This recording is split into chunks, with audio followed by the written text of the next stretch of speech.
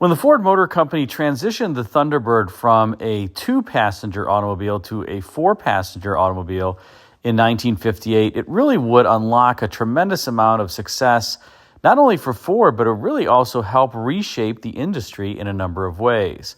Prior to the 1958 Thunderbird, there really weren't that many cars that could be deemed to be personal luxury coupes. Of course, there were some very high-end cars like the Continental Mark II as an example, but a car that was a little bit more reasonably priced. The Thunderbirds were luxury cars and expensive during this time frame, but a car that was more reasonably priced and somewhat attainable for a, let's say, upper middle class buyer that was a personal luxury coupe was really a rarity. And the 58 Thunderbird was so successful, it propelled the entire Thunderbird franchise for many years to come. But beyond that, it had a significant influence on the industry as General Motors and Chrysler would really start to lean into that personal luxury coupe craze with a number of their offerings. More General Motors, I would say, than Chrysler, but still, it was something that really was a tremendous trend for many, many years. Now, the 1958 to 1960 Thunderbird, here you see a picture of a 1960 Thunderbird, the last year of the so-called Square Bird, and it's kind of obvious why it's called the Square Bird, especially the greenhouse looks very square, and it kind of has that upright formality to it. And of course, this car has many different styling elements, lots of ins and outs on the body here with fins and bullet forms, very minor bullet forms, I would say, scalloped out sections, divots, hood scoops, has a lot going on. Now, by the time this Square Bird was at the end of its run, it was clear that Ford Motor Company had to introduce something new. And for the 1961 model year, they would introduce the all-new Thunderbird. And while that 1960 Thunderbird and the 58 to 60 Thunderbird had a lot of creases and feature lines and various styling elements, the 1961 to 63 Thunderbird, I have to say, is one of my favorites because it just has a simple elegance to the design. Take a look at that convex body side here with low-frequency crown. It's just this gentle crown that continues across the body side and really throughout the entire length of the car. It gives you this one continuous form, one style of highlight and reflection, helping emphasize the overall length of the vehicle. And you have so many other cool styling elements too. This is one of the few cars of the era that I would say where you have the bumper that's completely integrated into the front end styling. It's kind of this grille combined with a bumper, and the bright work that trims the lower edge of the hood is also harmonious with the bumper and the grille. The bumper even notices a continuation of the body side on the side of the car in terms of how it's formed. Beautiful, something that you really, like I said, didn't see. Often cars had separate bumpers at this point in time, and this 61 to 63 Thunderbird bumper is not really going to help you at all in a crash. It's purely style, and that's all that it's there for. You also have these barrel shapes that are basically all over the car. We talked about the body side and the long convex barrel shape that you see, but notice that the hood also kind of has somewhat of a barrel shape to it, and how the hood just gently kind of curves downward to meet the grille. It's very similar to the body side. Of course, the hood has some of these feature lines that run down either side. You have the power bulge for the engine, and the fact that you have, I think, that hood that wraps downward and that power bulge almost gives the impression that the hood is tightly wrapped over top of the engine, and you get a bit of this sense of power from looking at the front end. Next, let's take a look at this photo of another 61 Thunderbird and take a look again at that body side. The car actually has kind of a diving belt line on it, which is pretty rare. At least aft of the door, it starts to crest downward. So it's almost the reverse wedge direction that you see on a lot of modern cars. Here, the rear end is dipping downward as opposed to upward. And you'll also notice the basic complete absence of feature lines on the body side. Of course, you have the wheel lips on the front at least, and then a skirted rear wheel. But aside from that, it's just a very simple convex surface. We'll see the rocker tucks in pretty distinctively and sharply. So when you see the car from the side, it helps lower the overall height of the body side because that rocker is tucking in relatively dramatically. But just very simple, clean, elegant surfaces here. Very different from a car like a 1961 Cadillac, which would be the antithesis of the Bullet Bird in pretty much every way. And here we have the side profile. You can see how clean, again, everything is. It's a shame this car has the body side molding and it looks like a little bit of a door edge guard or something on the lower portion of the door. You have to imagine this car without either of those and just how clean this would look. And you have a little bit of a low light that's created by that very small kind of edge that comes out from the top of the body side that ends up forming a mini fin on the rear quarter panel as it heads rearward. Now, like I said, you can see that belt line is just slowly going downward. The car is tapering at the rear, something that you don't see in a lot of cars. Most of the time, designers want to give the car the look of motion, and so they have that belt line rising and the quarter, especially nowadays with aero, you have to have the high butt on the cars in order to make sure that there's less wind resistance. But back in the day, they didn't really care about aerodynamics, even though this car was inspired by the jet age, as you can see exemplified by the Brightwork trim just ahead of the tail lamps on the body side. By the way, that would be one feature that would change each year. 1961, 1962, the Brightwork would move into the door for 1963 on these Bullet Birds, and that's one of the ways that you can tell the differences. There are other differences up front. We're going to take a look at a 62 Thunderbird next, and you'll see that the grille texture is different, and the hood is smoother. I actually like the 62, I think, better than the 61. And as we transition to the rear of the car, you notice the big round taillights kind of emulating jet exhaust, and perhaps that's why there are those pieces of pot metal Brightwork on the body side, just to give you that jet engine look to them too.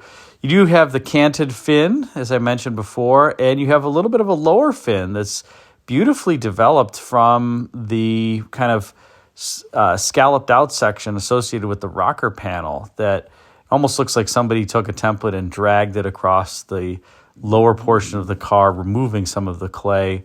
And the bumper is just beautifully integrated into the overall design, encompassing the tail lamps and being probably absolutely non-functional, but at least it looks good. You also have, you'll notice from this view, the C-pillars being very inset from the top of the quarter panel and the fin, kind of similar to that Continental style roof. And you do have something that's different from the previous generation Thunderbird. You don't have the divot in the middle of the deck lid. And that divot would return on later Thunderbirds, like the Flare Bird, when it would be introduced for 1964. Here, just a clean, simple, flat deck lid to help accentuate the overall width of the car, which is also happening because of that taper that I was mentioning before.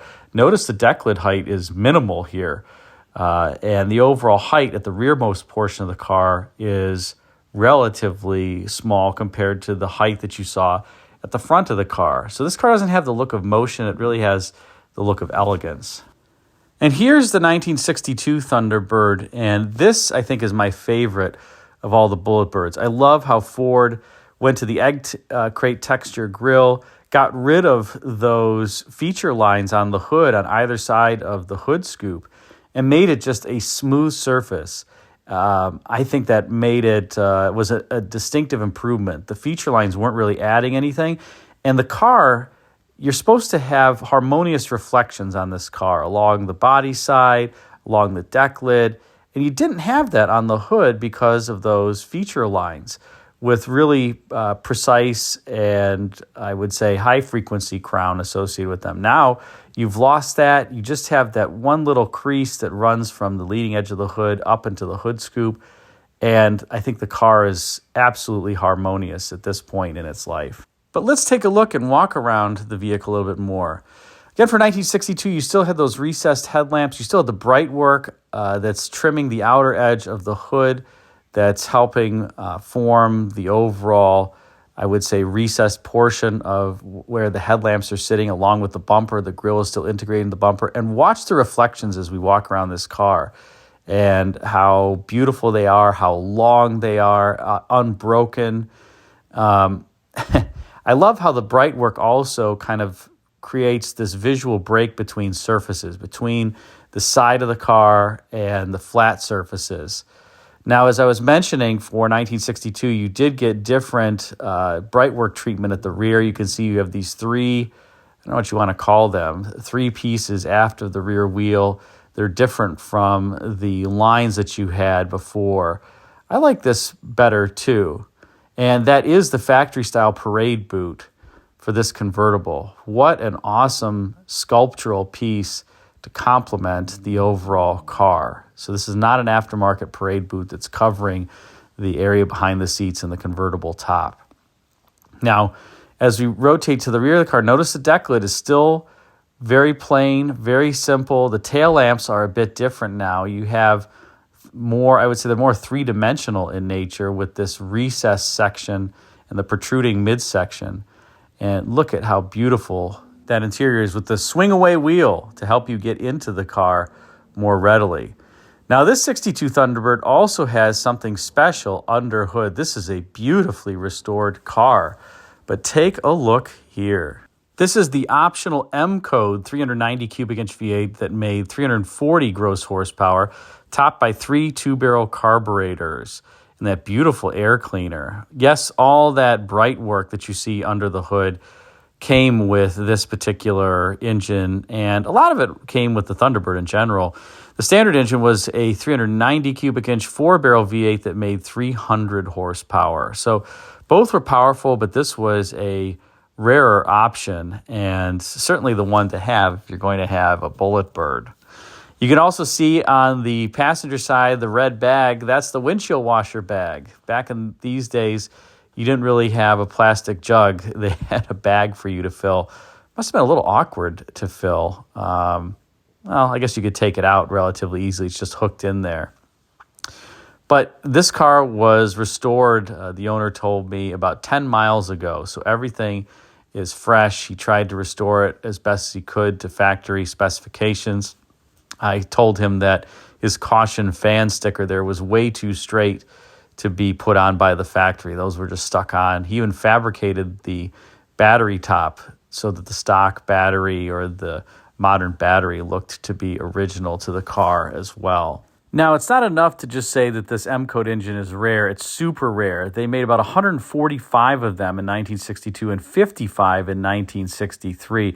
The option was only available from January of 62 to January 63 across the two model years. So it is a super, super rare engine, and I doubt that hardly any survive. It is topped, as I said, by 3 Holley 2-barrel carburetors.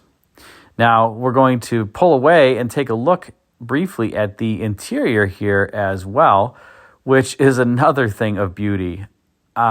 This has to be one of the most beautiful interiors in a car. Look at all the bright work. That is a tack, by the way, in the middle of the instrument panel, kind of a horizontal tack that you see above the HVAC controls. Notice I said the swing-away wheel to help let you get in and out. Later, it'd be a tilt-away wheel like on the Glamour Bird.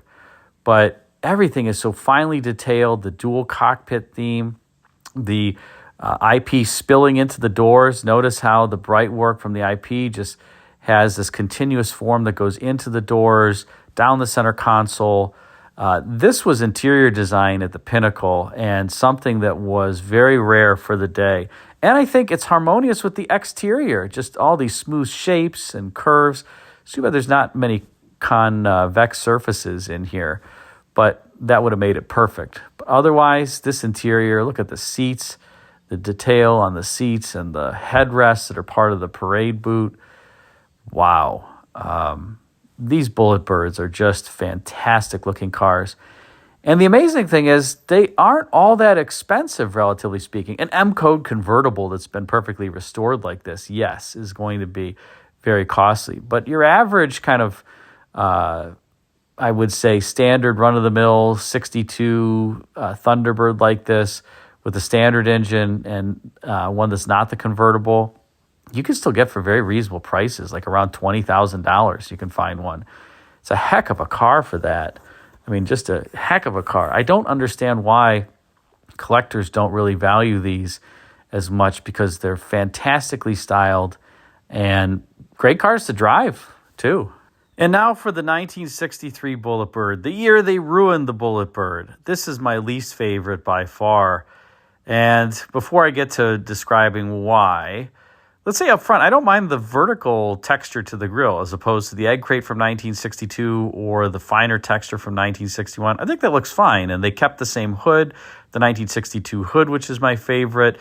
The bumper still kind of continues the fender form, as you can see. You still have this combined bumper grille.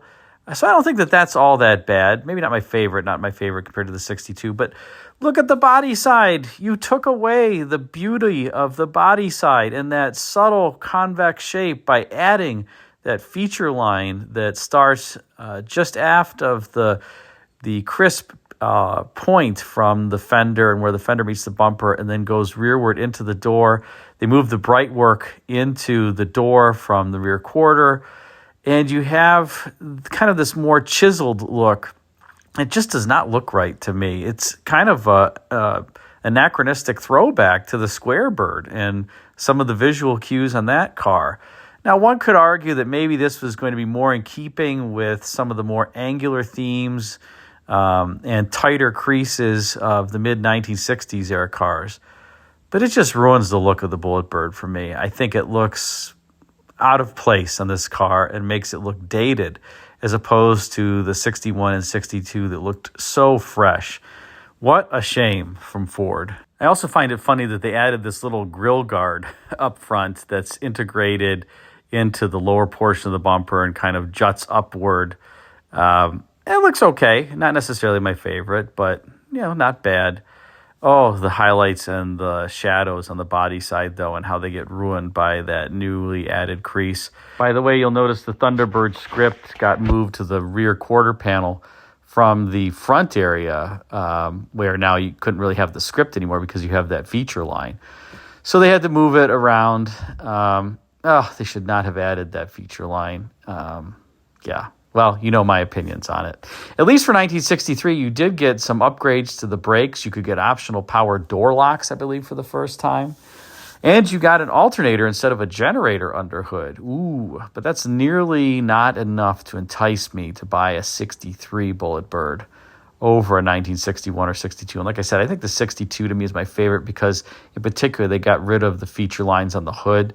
Just didn't seem like it was in keeping with the overall theme of the car. The 62, for me, is the purest of the designs, and rarely is it true that a second-year variant of the styling is better than the first. But it's kind of like The Godfather 2 versus The Godfather 1 movie. The Godfather 2, in some ways, is better than 1. I actually think Godfather 2 is my favorite. And the 63 Bullet Bird is just like The Godfather 3 movie. It's the one that you just don't watch. And you don't even think about buying. You look at the Godfather 1 and Godfather 2 movies and watch those religiously and forget about the Godfather 3. In any case, what do you think of the Bullet Birds? I think they're fantastic cars. They're undervalued in the collector marketplace. In fact, prices have tended to drop on everything but the restored 62 that you saw, super special variants, convertibles with the M-Code engine. Yeah, those aren't going to necessarily drop all that much. But if you want a beautiful classic to start your collection with that you're going to enjoy and have fun driving and really never tire of it, one of these Bullet Birds, I think, has your name on it. Put a comment in the comment section. Let me know. Thanks again for watching.